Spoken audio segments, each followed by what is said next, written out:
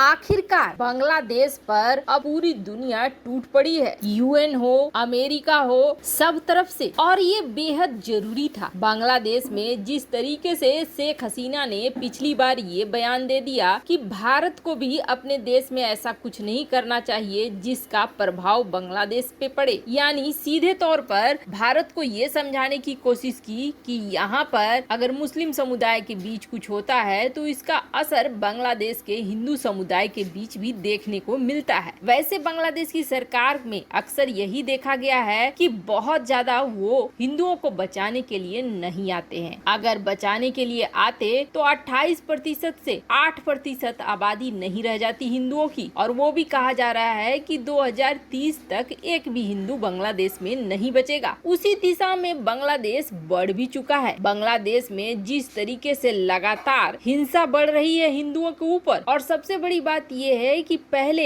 कई ऐसे संगठन थे जब हिंदुओं के खिलाफ ऐसा कुछ होता था तो वो सामने आते थे, पर इस बार कोई सामने नहीं आ रहा है। और उल्टा बांग्लादेश के जो सेलिब्रिटी हैं, जो बड़े लोग हैं, वो भी इसमें कहीं न कहीं भड़का रहे हैं हिंसा को। हिंदुओं के घरों पर, मंदिरों पर निशाना लगाया जा रहा है और सोशल मीडिया सबसे बड़ा कारण बन गया है जहां से ये सारी चीजें की जा रही है। बांग्लादेश में ये सब कुछ जिस तरीके से हो रहा है उसे देखकर अब दुनिया की भी आंखें खुल रही है। और इसमें सबसे अच्छा काम किया इस्कॉन के प्रबंधन ने। इस्कॉन मंदिर के प्रबंधन ने सीधे यूएन को चिट्ठी लिखना शुरू किया। एक चिट्ठी भारत के प्रधानमंत्री मोदी को भी लिखा और इन सब का असर ये हो रहा है कि दुनिया अब इस मामले पर इंटरफेयर कर रही है। जहां एक तरफ यूएन ने इस मामले पे निंदा करते हुए ये कहा कि ये बहुत गलत हो रहा है और जो बांग्लादेश में हो रहा है पिछले रिपोर्ट से लेकर अभी तक वो बहुत ही घिनौना है, तो वहीं अमेरिका भी इस मामले में कूद गया और अमेरिकी विदेश मंत्रालय ने कहा कि धर्म चुनने की आजादी मानव अधिकार है और दुनिया का हर आदमी, फिर चाहे वो किसी भी धर्म या आस्था का मानने वाला है, उसका अपना अहम त्योहार मनाने के लिए सुरक्षित महसूस करना जरूरी है। अमेरिका ने कहा कि हम बांग्लादेश में हिंदुओं पर जो कुछ भी हो रहा है उसके लिए निंदा करते हैं। लेकिन आपको बता दें, इन सब चीजों के बीच में एक चीज अब कांग्रेस के भी कई नेता मांग कर रहे हैं कि सीए में संशोधन करो और यहाँ पर हिंदुओं को लाने की व्यवस्था करो, हिंदुओं को भारत में अधिकार दो। अब ये वो लोग हैं जो नींद से जागे हैं, जिन्होंने सीए को लेकर बहुत दुष्प्रचार फैलाया, यहाँ तक कि दिल्ली में कांड भी करवा दिया। ये सब कुछ हो गया, अब जाके सीएए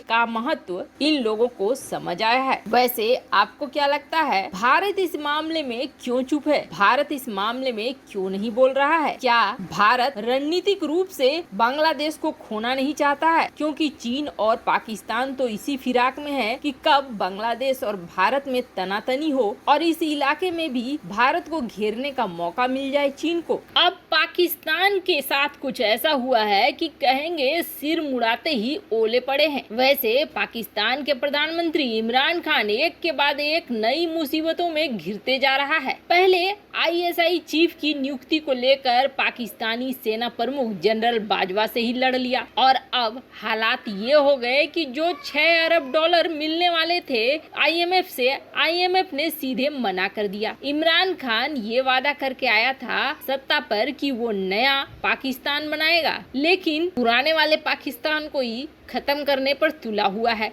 अब पाकिस्तान को हर हाल में इस वक्त चाहिए 51.6 अरब अमेरिकी डॉलर। ये चाहिए उसको सिर्फ 2021 से 2023 तक अपने देश में जो खाने पीने की चीजें हैं, जो बेहद जरूरी चीजें हैं, उन जरूरतों को पूरा करने के लिए। अब आईएमएफ के पास जब ये पहुंचा था तो आईएमएफ ने हिसाब किताब लगाया। बहुत ज्यादा काट छांट करने के बाद 2021 से 2022 के लिए ये बताया कि पाकिस्तान को दरअसल इस वक्त चाहिए 23.6 अरब डॉलर ताकि अपने देश को चला सके। पाकिस्तान विदेशी कर्जे में डूबा हुआ टॉप 10 देशों की सूची में शामिल हो गया है। मतलब कि पाकिस्तान पर अब डेबिट सर्विस सस्पेंशन इनिशिएटिव लगाया गया है। अब ये क्या है तो आपको बता दें, ये एक दायरा है। इस दायरे के अंतर्गत अगर कोई देश इतना ज्यादा कर्जा ले चुका है तो उसको अब उधार नहीं दिया जाएगा। विश्व बैंक की रिपोर्ट कह रही है कि पाकिस्तान का विदेशी कर्ज